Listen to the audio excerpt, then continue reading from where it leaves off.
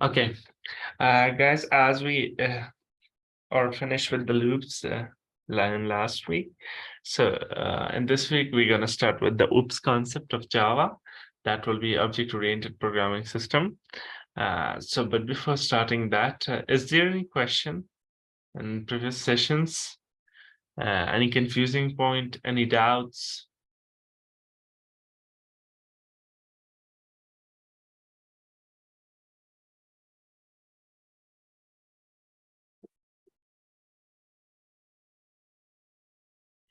Do we have, guys?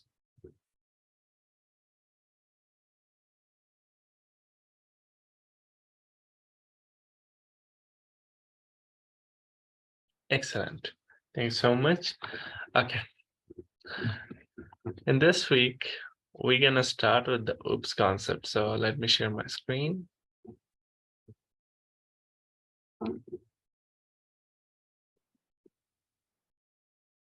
Okay. What is OOPS?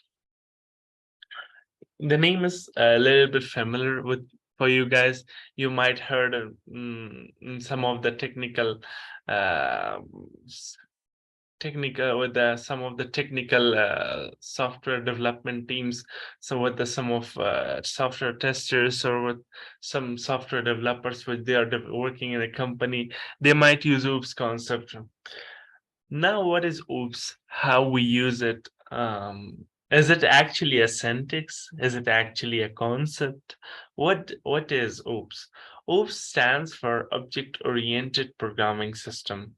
Actually, it is built on four mechanisms or four pillars. Those pillars are, let me draw it in here first in short glance. Those pillars, let's make it right. Okay.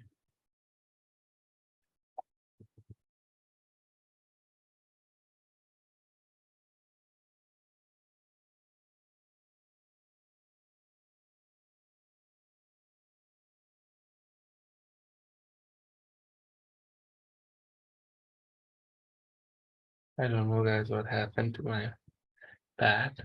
Okay. Let me open Microsoft Paint. Just give me a sec.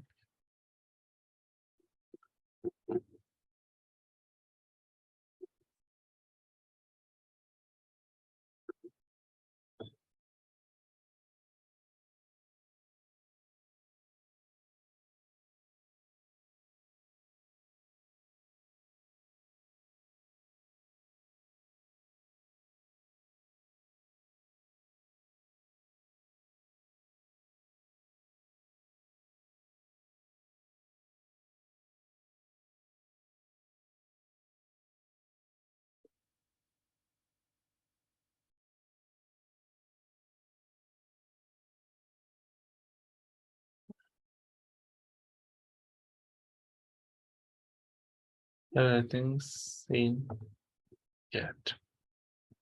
Okay. Now, what is OOPS, guys?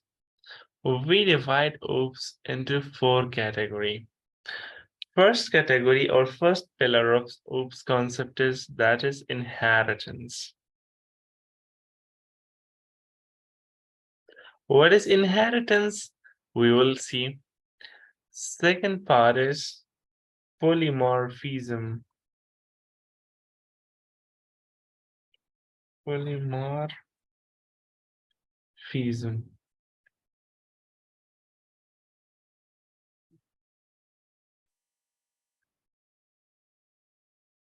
Next is abstraction.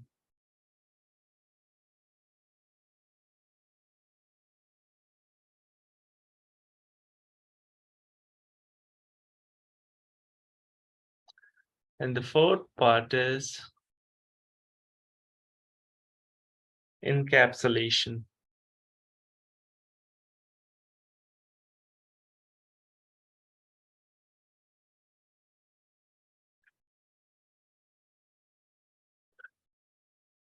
Whenever you here about the OOPs. OOPs concept are stand by these four pillars: inheritance, polymorphism, abstraction, inheritance, encapsulation, sorry, 2, 3, and that will be 4. These four pillars will create or will follow the concept of OOPs. So now what are these? We'll see step by step. Now let's jump into the slide. And here we have a definition of OOPs. What is OOPs? Okay. Now after that, OOPs has object and class. Before studying inheritance, polymorphisms, and abstraction and encapsulations, we have object and class. Now, whenever a programming concept which follow the OOPs concept, they definitely follow the concept of the object and classes. So we already familiar with the keyword of class. So now we will see it that how we can create a user-defined classes as well. Now, what does object mean? Object is a real world entity like a computer, pen, anything which is touchable and we can see it. It's object, but same like that in a computer in programming word, how we will define object. We can say that anything which occupies space in the memory or in the RAM of the computer, that will be object. But keep in mind, guys, one thing, that object occupy memory, but whenever we define or create a class, it will not get or occupied a space in the RAM. I will show you with proof. I will show you the size of the file whenever we start coding with the OOPs concept. Now, these are all slides that I give notes about the class, about the inheritance, about the polymorphism, abstraction, encapsulation. We will see each of them step by step with the definition, alongside with the definition. Now, let's go to our slide, Eclipse IDE, and create programs. First of all, let's familiarize ourselves with the OOPs concept programming, that how will we starting programming. Okay, now let me expand SRC. Now, guys, we are done with the Java basic. Your task or your duty is to do what? To create a new package. Click on the SRC whenever it's highlighted or it's selected. Right click on the SRC now. Now come to the new. Under the new, you have a package. Click on package. Now name this package as a OOPs. Click on finish, so that you have created OOPs package.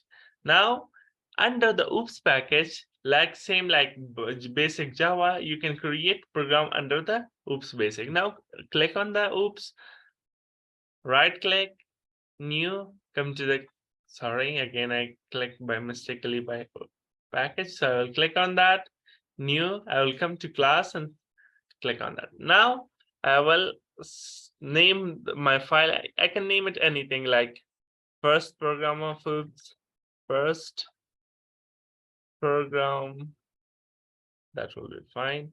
Click on public static void main. I'll click on finish. That will create a class for me or a file for me. Now, guys, we will see a little bit different programming. Before starting of the OOPs, each and everything we did program right in public static void main body. But now we will go beyond this. We will do a little bit of coding outside of the public static void main, and we will do some little bit of the coding inside this, so that you guys can understand that how these classes and function are tied together and works. Now I will go outside of this class. First of all, I will create one class. So for creating class, so what should I do? Public, okay. After that, public, give a class keyword. After that, just give the name of the class. I will name it as a display. Press the enter button, open the body in brackets. White tick error, let me see. The public must be defined in own file. Okay, that's totally fine. Display one. Let's see what is the issue.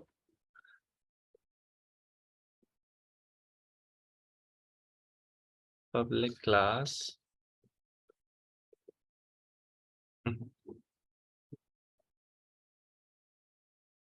Now, guys, after creating a class display one, let's remove that one again. We will declare some variable inside the class and num equal to 1. I will put semicolon. With the help of this class, I will access these variable data inside my public static void main. Why should I do this? I will tell you. Now I declared a variable num equal to 1. I will create one string. I will name it name equal to Ali. Let's put the semicolon. White text stuck error. Invalid character. Put it in double quote. Okay. Just we are done with the two variables. Now let's access these data inside public static void main, because I told you at the beginning of the Java that each and everything will be start from here. The execution will start from where? From public static void main. It is the entry gate of a compiler. So now for accessing those data, now we declare everything right here. So we need to access these data in public static void main. For accessing those data, we need to create the object of that class. First of all, we need to create what? The object of the class. For creating the object of the class, you need to take the name of the class, display. Now name it, name the object anything like you did with the scanner read class. So here you can name it Ahmad, Mahmoud, Khan, anything you want. Okay, I will name it show equal to. Now, right now we have one keyword that is named new. Again, pass the display right here. Now, till this point, we did what? We did create the object of class display, and its object is show. Now, this show is the connection point between this public static void main and this display class. Now, with the help of this show object, we can access this num and this name. How we will access these? We have two ways, but we will go with the first way. System dot out dot println, but semicolon. You can access it like this. Show dot. You can see whenever you are putting dot, and here it prompt, you have a name, you have a num. These two are coming from where? From the class of display. So I'll go with the num because I took the num variable. So it will display num for me. I will copy this, Control C, and I will paste this. And here I will paste the name now. I will access the name. Till this point, guys, don't confuse and don't rush. Just see that how I'm creating the class separately, how I can access this. Just first of all, see the code. The explanation is still remaining, so we'll go step by step. I will run this. When I run this, you can see, guys, that one in Ali is displayed for me. There is a lots of difference between this program. There might be a question in your mind, oh sir, we can declare it right in public static void main and we can access it here. So why we are accessing it right in here? Why we are creating class right above? So the reason is that we occupied less memory. Before we were doing what? We create each and everything inside the public static void main, and after that we execute it right in public static void main.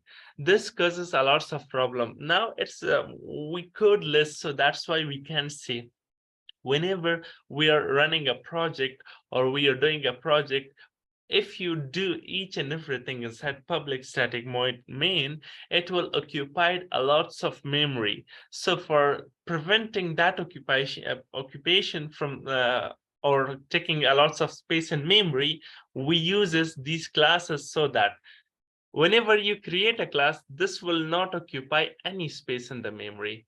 Like you think of what? You think of map. Whenever you're creating a building or you're planning to build like a Burj Khalifa building, so before that, the engineers or the architects draw their maps that, okay, this is the architecture, this will be the map.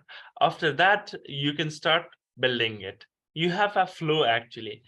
Class and object concept is same.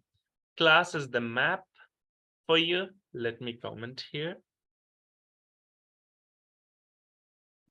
Class which you create, it's actually a map.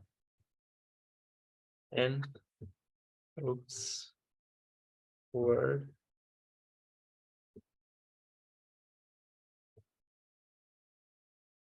But whenever you're creating object, but whenever you're creating object, it is the real word entity.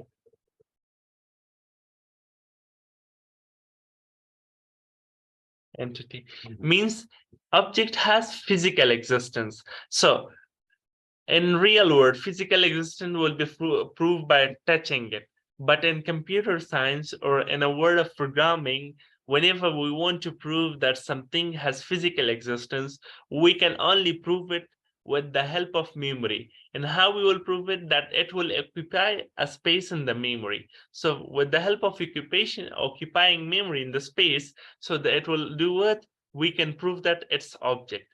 But if it doesn't occupy any space in the memory, in the ROM of computer, so we cannot say, we can say that it's called or it's a logical entity. Class is what? It's a logical entity. Class is logical entity. But object is a real world entity. So there is a difference between them. As of now, this was a syntax that we can create a different class above that. After that, we can do it. We can access those data inside the class. Now, let me show you one thing more, guys. The name of the file is first program. Now let's go. I'll go to my C drive, program file, Java. Okay, instead of going there, let me find the users. User, fh group. I will find my workspace. So on workspace, actually, okay, I'm in this Eclipse workspace. Okay, this is also not there. Let me find this Java basic. Yeah. Java basic is what, guys? Java basic is actually the project which I create or the package which I create. Now, if I click on SRC, you can see that I have two packages. one basic Java, one oops package. Now, whenever I enter into the basic Java, you can see that each file took what? How many? Each file took 1 KB, 1 kilobyte. It is a lot in programming, 1 kilobyte. But if I go to oops, first program, and whenever I create the same program and with the same length, so you can feel the difference that everything is not same, means the size of the file will be different. As of now, you can see 1 KB. I show you here because after whenever we are creating oops programs, so you can also comes inside your folders directory, and you can check the size of the file, that there is a lots of difference whenever we are creating classes and whenever we are creating these objects inside our public static void main. Now let's jump into the slide again, and we'll start with the object classes. Now in here, I have a definition of object. I told you that any entity that has state and behavior is known as an object. Now, what is this entity? Now, what is the state and behavior? Each and everything we will see. And here I mentioned that an object can define as an instance of class. We can define it as an instance of class. Object contains an address that take up same space in the memory. What does it mean? That whenever we are creating this object, this is actually this show is what name of the object of a display class. With the help of this display, with the help of this show, we can address the compiler that, hey, this show is the linkable or the connection bridge between this my public static void main and my display class. This is the bridge connection between these two classes. Now let's go back. Let's jump into the next slide. Now, what is class? Class is collection of object, or we can say it a logical entity that we already discussed. And here I told you that class is also, we can define as a blueprint, which we can create an individual object of class, doesn't consume any space. Now we have definitions of inheritance, polymorphism, abstraction, encapsulation. Let's little bit see these definitions, but we will go deeply whenever we start with these concepts. Inheritance means when one object acquires all the property of another or behavior of the parent object. What does it mean? Just as of now, accept inheritance as a child all the time acquire the properties of the father, means the behavior, the skin of the color skin, the eye, everything they acquire from their parent children. So this is the concept of inheritance. Polymorphism means if one task is performed in different way, it's known as a polymorphism. Like you're going to your work from through many ways, like you can go from one road, you can go from this street, or you can go from this way. So you have 3 to 4 ways that you reach to your target. This is called polymorphism. Abstraction means hiding internal details and showing functionality is known as an abstraction. What does that mean? Suppose I'm clicking on insert button. Can you see my mouse on the screen? Here's insert button. If I click on that, it will display what? It will display these data. It just show me the functionality of the insert button, that if you click on insert, it will show you this. But it doesn't show you the internal process that whenever I click on this, which function called, how the source code get load, how it executes. This is what called abstraction, that the programmer of the Microsoft just hide this process just to show you the real functionality.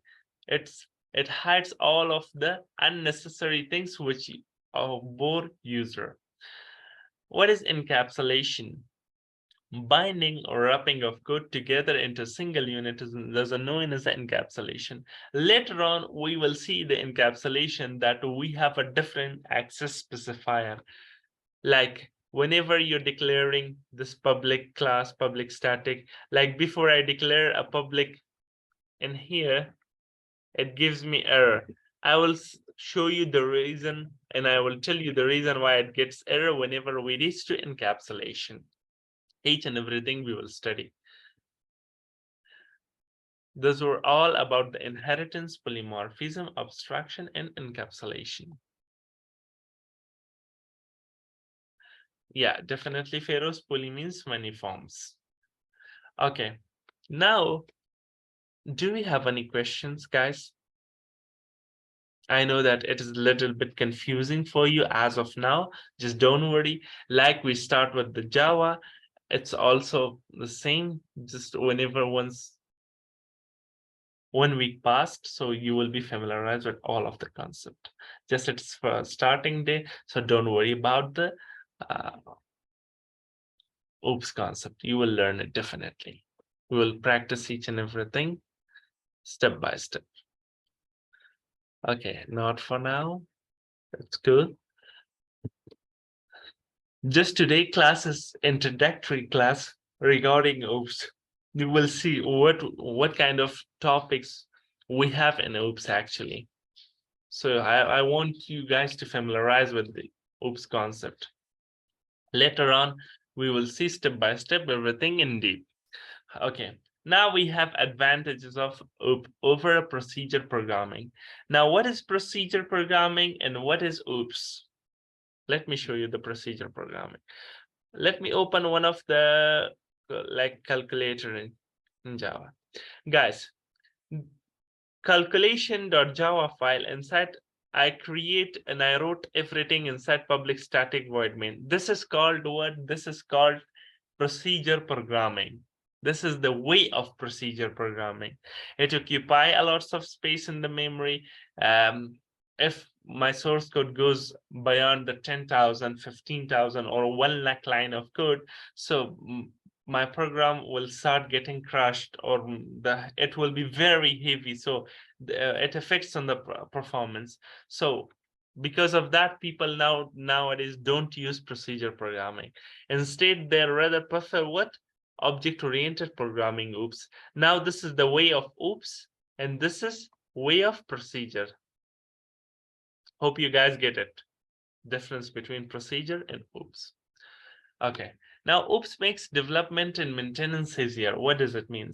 Whenever you're creating class, or whenever people are starting the projects, so there is a lot of programmer working together on the same project. So because of this OOPS concept, now the lead engineers can divide the tasks, the classes to the developers that, hey, you can create the class of insertion, you can create the class of updation, you can create the class of deletion. They will divide the task among the developer, and at the end of the day, they will get those tasks and connect it with the main method of the Java. So it helps a lot that development will be fast, and again according to maintenance part, maintenance will be also easy, that everything is clear. So if we face any problem with the deletion of something, so we can definitely refer to the deletion class. We don't need to be worried that we go and search in public static void main. We can directly refer to the class of deletion. OOPS provide data hiding, like we see in abstraction, where in procedure we cannot have this data hiding. OOPS provide the ability to simulate real world even much more effectively. Like real event, which I told you that inheritance concept get from the parent and child, polymorphism get from the way of going to office, to school, to home, that we have a different ways to go. Like abstraction is the process of hiding, encapsulation is the process of binding data together. Like you put a medicine inside capsule and you wrap it inside a plastic capsule, so that we can carry it and deliver it to humans. These events are driven from where? From the real world objects and entities. Now, what is the difference between object-oriented programming language and object-based programming language? Now we have two types of object-oriented and object-based programming language. What are the difference between them? In object-oriented programming, guys, we have these four pillars: inheritance, polymorphism, encapsulation, and abstraction. But in object-based programming language, what we have in object-based programming language, we don't have inheritance. Except inheritance, we have those three forms: encapsulation, abstraction, polymorphism, but we don't have inheritance. And those languages which follow object-based programming language, those are JavaScript, VBScript, and etc. That comes under the object-based programming language. They are not following inheritance. But Java follow inheritance. That's why it is called pure object-oriented programming language.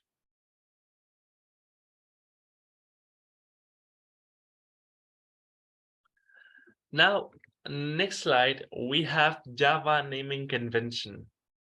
What does it mean? It is optional part. It is the suggestion of the Java development team that if you want to follow these naming conventions, so that will be very good. If you don't want to follow, and if you want to follow yours, so it's also okay. Like in naming convention, how it works. Advantage of naming convention. By using a standard Java naming convention, our code will be more easier and more readable. How? Like we set a rule to developer that we told all of the developer that, hey, you guys need to follow in this way, that each and every time that you're declaring a class or you're creating a class, the first letter of the name of the class should be capital, all are in small, rest in small. So this is called naming convention, that all of the developer must follow this rule. Whenever, with me, there is a 10 more developer that working on the same project. So they do what? They will follow the same rule. Like they will create a class with the name and its first letter will be capital. So this is called naming convention. This is nothing, just guys, it was a suggestion from the Java development team that you follow. If you follow the rules and naming convention, so your code will be more easier and more readable. Next in here, I took the structure or the syntax of the class, that how we will create a class. It should start with the uppercase letter, which I did. It should be a noun such as color, button, system, trade, etc. Appropriate, use appropriate word instead of acronym. It says that whenever you're creating a class, so use appropriate names, give a meaningful names like you give to variables so that you can understand. What is interface? Later on, we will see interface. We will study interface. Don't worry about that as of now. Just familiarize yourself with the environment of OOPS. What is methods? Methods is nothing but functions that we will see later on. Next, we have variables. Variables are nothing, but we already did cover that how we declare a variable. As of now, we also see that how we can declare a variable inside what, guys? Inside this class. We also see this. Packages. What is packages? We already see the packages, that how we can create packages. You see that in here, I create oops package, and inside oops package, I create a file. Next, we have constant. Constant, what is constant? Constant means that something which is unchangeable, it's not changeable. Like value of the pi. Pi is a mathematical expression that its value is 2.13, 15, 14, something like this. From the beginning day of its provement till now, the pi value doesn't change. It is same 2.14, 15, 16 like this. Constant is the same in programming language. Whenever you're taking a value of 18, means it's static or it's constant. It will be not changeable throughout the life cycle of what? The life cycle of the programming language. So this is called constant value. We can say that pi value is a constant value. Just guys, I want you guys to familiarize with these temporary or with these naming convention, with these expressions, that later on if I use constant, if I use class, if I use object, if I use instance. So you guys familiar with these concept and terminology. Next, we have, guys, camel case. What is camel case, guys? I told you that whenever I'm doing programming, if you use two variables together, now, for example, and I am declaring a meaningful name to variable. So how would I do? I will do first number. Now this is called what? This is called camel case. Why it's camel case? Because the first letter combination of the variable is in two words, first and number. This is two words according to humans. Now we start the first letter of the words with the small letter, but in second word, just we enter or we start, it is in capital. Now this is the rule of camel case. If you follow, if a development team follow camel case, you guys should familiarize that whenever you're combining two words together or writing two words together as a one variable, so the first letter of the word should be small and the next letter of the words should be capital. This was about camel case that I took here. Later on, whenever I shared the slide, you can take the advantage of the slide. Now, object and classes in Java. In the beginning, I told you that we will talk about state and behavior. Now, let's take an example that what is state, behavior, and identity. We will talk about this. For example, state represent the data value of an object. Behavior represent the behavior or functionality of such an object. Okay, now let's take example of what? Example of pen. Pen is what, guys? Pen is object. It is status that it has what? It has a blue color. It has a cap on top of that, and it has a beautiful shape. But what is it? It is behavior. It is behavior is that we can write with the pen. This is called the behavior of pen. The behavior of pen is that we can actually write. The functionality of that is we can write. But it is status, color is blue. It is nice and clean. We can write normally, and it is very thin and thick. Now, what is identity? Identity is nothing but that ID. Whenever company or factory produce a pen, it has a serial number that, okay, 001, 002, 003. Same like that in Java, we have identities that these identities will be handled by the GVM Java compiler, so we don't need to be worried about that. We only work with the state and behavior. That's all.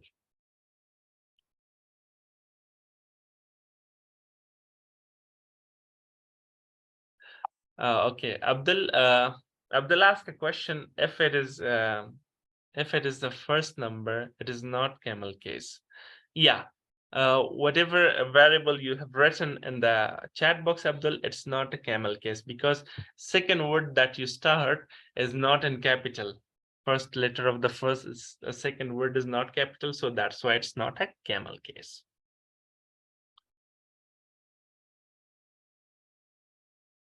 Any question, guys, till this point about state and behavior?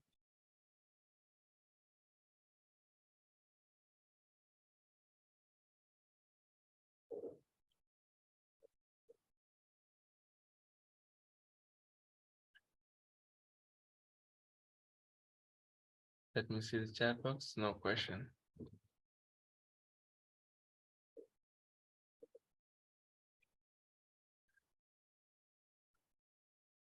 Let's go to next slide. Next. Okay, no questions. So I will not go with the other slides because these are Now, as of now, these are not important right here. So we will see all of them in deep, step by step. As today was, I want you guys to be familiarized with these concepts, with these terminologies. Later on, you guys will learn everything. Now, I will ask you guys to do it. Go ahead and create a new package and type this program, whatever I written here. So go ahead and type in this program and run it once. Now let's play a little bit with the oops concept. First of all, go ahead and write this program and run it. Let me resume the recording.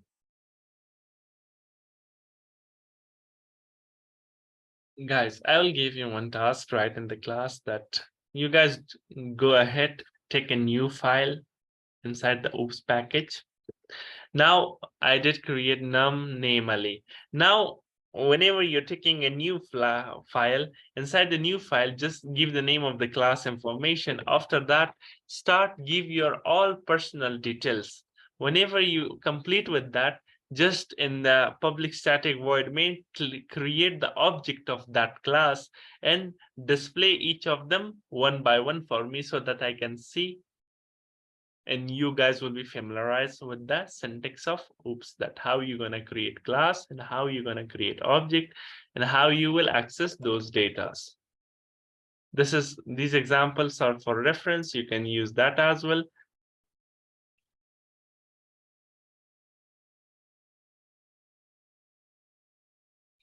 I ask you guys to fill the personal information inside a different class and name that class information and fetch that data in public static void main. First of all, what I should do, I should take a new file. I'll go to oops concept package. I will click on that. I will come here and I will select class. Once I select class, I will do what? I will name it as a personal information. Personal information. I will click on public static void main. Now I'll do what? Let's remove this comment section. Now after that, I will do what? I will create one class, name it information. Information.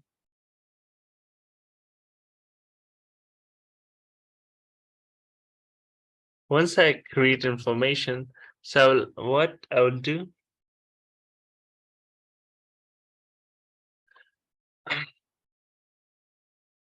I will open the body for that class. Now my next job is to do what? To fill my personal data inside variables so that I can access those variables. Now, first of all, I want to store my name. So for storing my name, I will take string variable or data type. I will name it the variable name equal to inside the double quote. I will write down my name. Farhan Hajizada. Next, I will pass my number string phone number equal to, I will take it inside double quotes, plus 93704432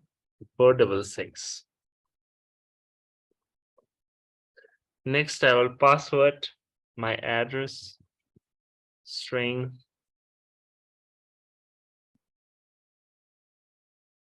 address. Suppose I will take it Kabul, Afghanistan. Next, I will pass my age. So I will store it in integer. So age is number. So I will store it in integer section. Age equal to 25. Semicolon. Next, I will put my birth date like but it should be data type will be string dob equal to what 20 June 1998. Okay, next I will take my like we can say my education, or no, that information will be enough. Now I took my all information and put it inside those variables: name, phone number, address, age, and date of birth.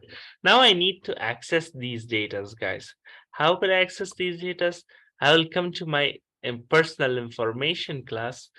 This is the class which I made. This is user defined class. This is the class which Eclipse IDE made for me. Now I'll come and here, and I will first of all, I will create the object of my class, the connection bridge of my class, which I can access them for all the data which is stored inside the information class. So how could I do that? I will first write down the name of the class information. Now I'll name the object as a show, read, display, anything you can give. I will name it show equal to. I will use new keyword, new, again, information. Open the brackets and add semicolon. Now I created the object of my class, the connection point between this personal information and information class. So now with the help of system.out.println, system.out.println, I can display my data. I will name it name. I will pass this like this. This between the double quotes, I make the shape of my display a little bit beautiful. So name colon. Now I should concatenate plus sign with the help of show dot what name. Access the above data. Now next job is system dot out dot println. I will do it. I will pass the phone number. Phone number. I will add a comma, colon, plus show dot phone number. Next system dot out dot println. I have address, colon, plus show dot address. Next I have system dot out dot println. I have what age variable, colon, plus show object, pass the show object dot age. Next system dot out dot println, and here date of birth plus show dot date of birth. Now guys, you can see that with the help of this show, I can access whatever data I have right here, so I access it. Now if I run this, I would say proceed.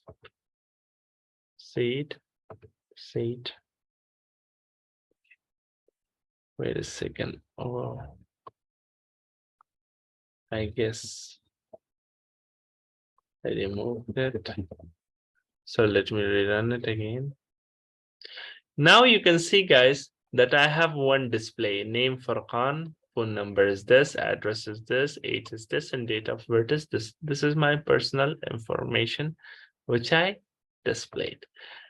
Now, as of now, accept this as a static program, so which we are doing inside the user defined class that we create. We create variables inside our class. We access it through the object or connection bridge that we create in public static void main, and we display everything. Now these things also can be shortened. We can display these information in one line only, that we can write one line and display everything. But we will study this next session, that how we will wrap all of them inside one function, one method, and display it in one line. We will see that also.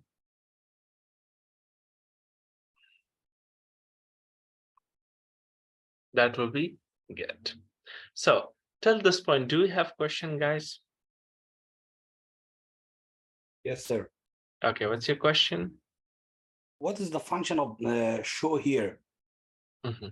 Function of show is that it's a connection point between this class, this personal information, and this information. If I remove this show, let's remove this show. My name variable get a red line. Why it gets red line? Because if when I hover on that, you can see that name cannot be resolved to a variable, because I didn't declare any variable of name right in my public static void main. It is unknown to the compiler because the life of the variable start from this body. But with the help of this show function, I give a reference. Let me add it back. I give a reference to what? To the compiler, that whenever compiler comes and read this name, so compiler will ask that, hey, this name is not inside the body of the public static void main. This is the starting body of the public static void main, and this is the ending body. It is not present in there. So where did it comes from? So the variable of show dot and show tell this that, hey, show is a object which is declared in with the information class. Okay, where is the information class? Information class is right here. So inside the information class, I have a name variable name. So inside name, I have stored this data. That's why I use show. Show is the connection point. Hope your question is clear. Okay, thank you, sir. But in line 17, the information and the class name, it is necessary to be the same. It is very important. If you change it, suppose I will change it to 1, I will change this to 1. So where did you give the reference? Do we have any information in one class? No, we don't have. So whenever you're accessing the data of the information class, you need to give the name of the class same as it is which you declared. After that, you can access the data. Okay, thank you, sir. That's why OOPS concept gives us by default the security. Thank you very much. Yeah, you're most welcome.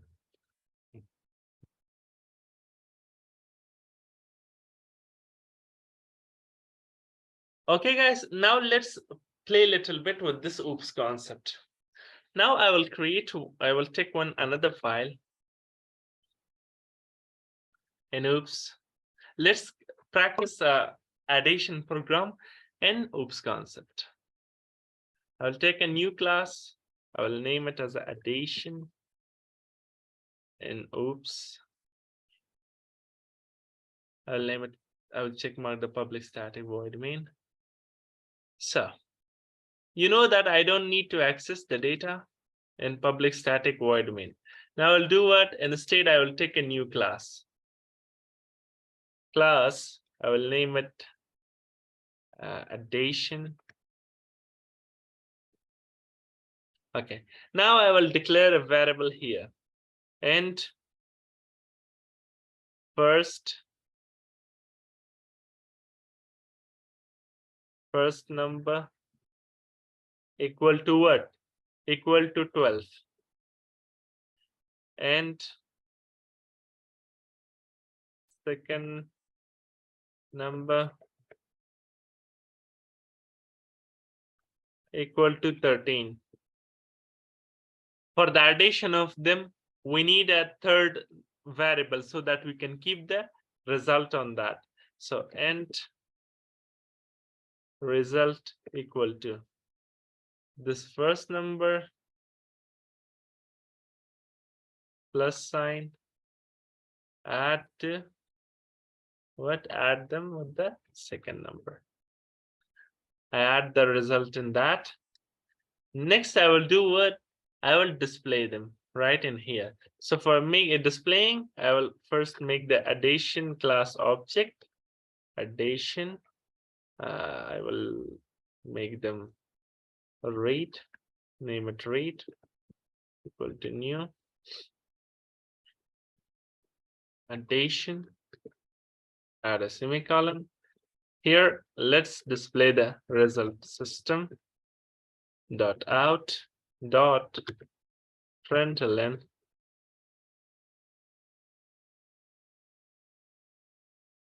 addition of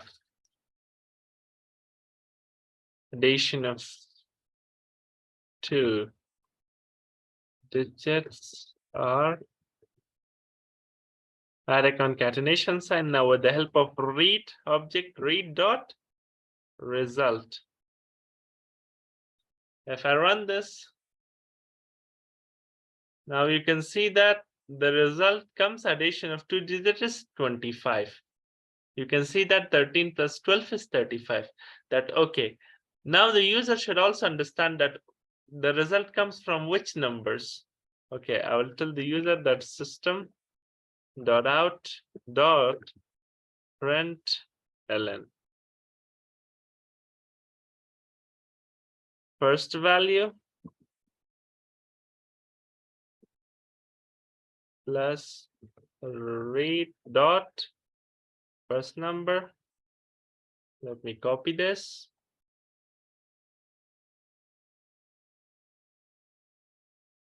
Let me paste it here, and this will be second read dot second number, and I will pass here second value. If I run this, now you can see that first value is 12, second value is 13, addition of two digits are 25. Now this is the addition program that statically, as of now, statically we can do what? Inside the classes. Oops, classes. Now I'll give you one task right in the class. Go ahead and create division program for me. Your task is to take a new file, create division program, same like I did for the addition. I'll give you 5 minutes for that. Do each and every step by yourself. We'll pause the recording for a minute. Okay, guys. This was all about today's session. We are winding up here. So as we just discussed today, what is OOPS concept? We didn't touch and we didn't go deeply in that. Just we see that we have polymorphism, inheritance, encapsulation, and abstraction in that. Next, we practice some programs. So at least you guys understand the basic flow of how you declare a class, how you declare a variable inside the class, how you will initialize that, how you will access it with the help of object, and how you can pass the data between two classes. This is, yeah, guys, this is my different class, and this is my these two classes are different from each other. So now according to humans, we can see that these two are in same file. We can access it, but according to compiler, these are two different files. This is one file which I highlighted, and this is one another file for compiler. So how we can pass the data through these files, we see that with the help of objects that we are creating. So step by step, we will move ahead and we will learn a lots of things in Java, inshallah. Excellent job, all of you guys. You did well. You guys are so proactive. I love your class. Believe me, whenever I'm teaching, you guys are very active. Impressive. So thank you so much. Is there any question? Any confusing point? Sir, can I share my screen? Okay. Thank you, Musit. Yeah, go ahead, Marina, share your screen.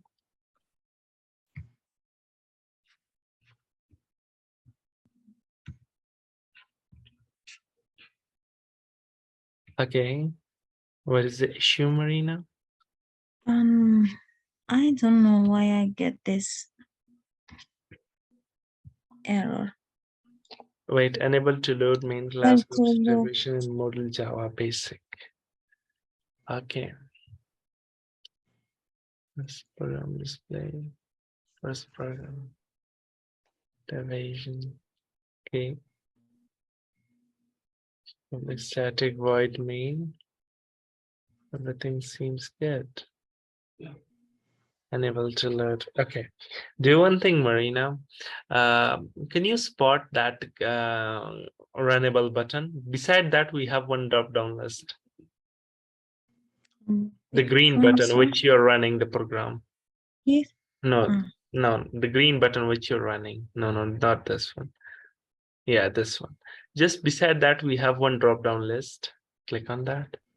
Okay. And here, just come run configuration. Click on run configuration. Run configuration. Yeah. Now it's open for you. Now your task is okay. You selected Java division. Now click on run. Looks what it comes.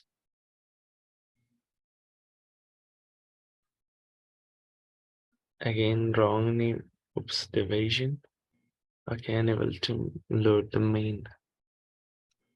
Okay.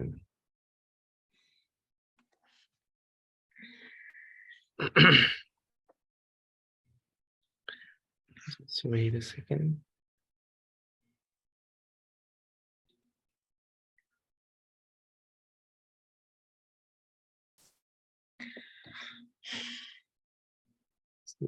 Stop the recording.